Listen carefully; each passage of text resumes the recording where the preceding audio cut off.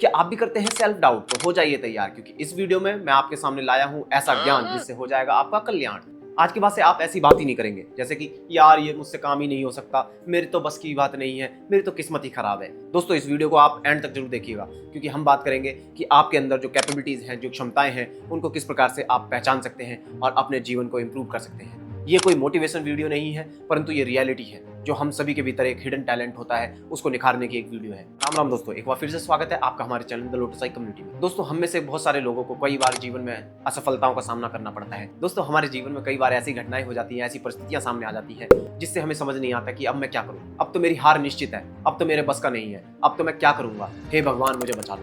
ऐसी घटनाएं हमारे सामने आती हैं, परंतु आज आपकी आंखें खुलने वाली हैं। क्यों? क्योंकि हम सभी के भीतर एक ऐसा टैलेंट है जिसको अगर हमने पहचान लिया तो हम जीवन में कोई बड़ी से बड़ी परिस्थिति आ जाए, हम कभी हारेंगे नहीं, और उस परिस्थिति को हराते हुए हम जीवन में एक ऐसे सफल हीरो की तरह बन जाएंगे। जैसे फिल्मों में एक हीरो होता है ना, सारे विलेंस को हरा के जीत जाता है, और अंत में जो उसकी एंडिंग होती है फिल्म की, उसमें हीरो सबसे बड़ा निकल के आता है, और हम सब लोग बड़े खुश होते हैं कि वाह भाई ऐसे ही हमें बनना चाहिए। तो आज हम इस वीडियो में जानेंगे। दोस्तों हम सभी के भीतर अनंत क्षमताएं भरी हुई हैं, परंतु हम उसे पहचान नहीं पाते। जैसे कि रामायण का एक उदाहरण ले लेते हैं। हनुमान जी अपनी सारी शक्तियों को भूल गए थे।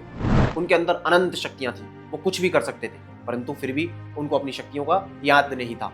और जब उनको जामवंत जी याद दिलाते हैं, तब वो अपनी शक्तियों को याद करते हुए 100 जो योजन का समुद्र है उसे ऐसे ही लांग लेते हैं। दोस्तों ऐसे ही एक अष्टावक्र नाम का एक ग्रंथ है, जिसमें एक ऋषि है जिनका नाम अष्टावक्र है। वो राजा जनक को बताते हैं कि किस प्रकार से हम जो है अनंत क्षमताओं से भरे हुए हैं। उस श्लोक को मैं आपके सामने पढ़ने जा रहा हूँ। मय्यनन्तं महाम्बोधा आश्चर्यं जीववीचयः उद्यन्ति घ्नन्ति खेलन्ति प्रविशन्ति स्वभावतः।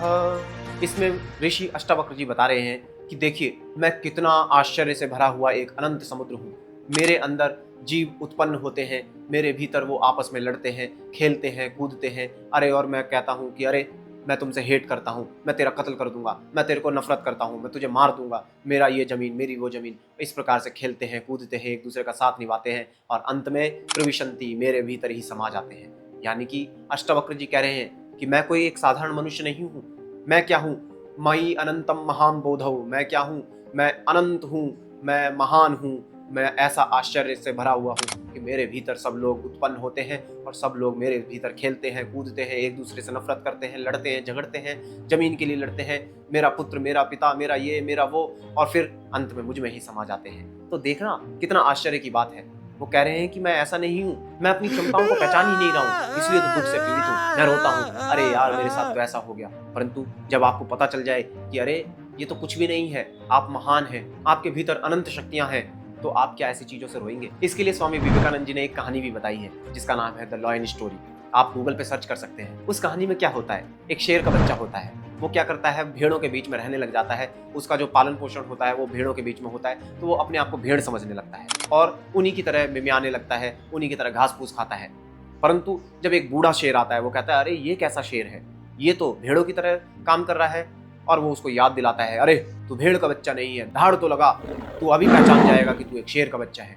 इसी प्रकार से गुरु हमें समझाता है, अरे तू कोई सीमित व्यक्ति नहीं है, तेरे अंदर असीमित क्षमताओं का भंडार है, परंतु तू पहचान नहीं रहा है। तू धाड़ लगा उस शेर के बच्चे की तरह, और तू पहचानेगा कि तेरे भीतर कितनी क्षमताएं हैं। इन छोटी मोटी परेशानियों से तू कभी घबराएगा नहीं, तू पहचान अपने आप को। इसी प्रकार से वेदांत में भी एक कहानी का जिक्र करा गया है, जिसमें बताया गया है कि अगर एक राजा मंच पर जाता है और नाटक करता है कि मैं तो एक भिखारी हूँ, और वो इस नाटक में इतना इन्वॉल्व हो जाता है कि वो सच में ही अपने आप को भिखारी समझने लगता है और रोता रहता है, यार मेरे पास तो पैसे नहीं। अब उसको कौन याद दिलाए? क्या सच में ही वो परेशानी जो है उसके लिए बड़ी चीज है? जैसे वो याद करेगा कि मैं तो भिखारी नहीं, मैं तो राजा हूँ, मेरे भीतर असीम क्षमताएं हैं, मेरे पास धन दौलत की कमी नहीं है, तो क्या वो रोएगा?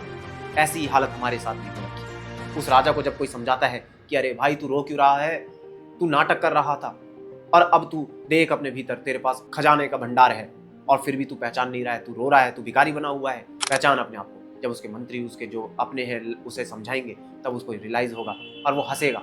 इसी प्रकार से दोस्तों वेदांत हमें सिखाता है, ये रामायण उपनिषद ग्रंथ हमें सिखाते हैं कि हम कोई सीमित व्यक्ति नहीं है, हमारे भीतर असीमित शक्तियों का भंडार है, और उनको पहचानने के लिए हमें वो प्रोत्साहित करते हैं। उठो, जागो और तब तक मत रुको जब तक आप अपने लक्ष्य को प्राप्त ना कर लें। तो दोस्तों, आज से ही अपने भीतर सेल्फ डाउट को आने ही मत दीजिएगा और आप हमेशा अपने आप को कहेंगे, एक अफर्मेशन दोहराएंगे, मैं उस महान परमात्मा का बच्चा हूं और मेरे भीतर असीमित शक्तियों का प्रवाह है। मैं किसी भी परिस्थिति को पार कर सकता हूं। मैं जीवन में किसी भी परिस्थिति से हारूंगा नहीं, मैं जीतूंगा और मैं आगे बढ़ूंगा, मैं लड़ूंगा, मैं कुछ भी प्राप्त कर सकता हूं क्योंकि मैं उस परमेश्वर का एक बेटा हूं और मैं इस संसार का राजकुमार हूं। तो इस संसार की चीजों पर मेरा अधिकार है, परंतु ये भी ध्यान रखें कि इसको अहंकार में तब्दील ना होने दें। आप ये भी समझें कि दूसरे लोग भी परमेश्वर के बेटे हैं, तो उन लोगों का भी ध्यान रखें। उम्मीद करता हूं दोस्तों आपको वीडियो पसंद आई होगी। अगर आपको वीडियो पसंद आई है तो इस वीडियो को लाइक कीजिए और अपने दोस्तों के साथ भी इस वीडियो को शेयर कीजिए और हमारे चैनल को सब्सक्राइब करना ना भूलिए, क्योंकि हम इसी प्रकार से आपके सामने वीडियो लेके आते रहते हैं। तो मिलते हैं अगली वीडियो में। राम राम।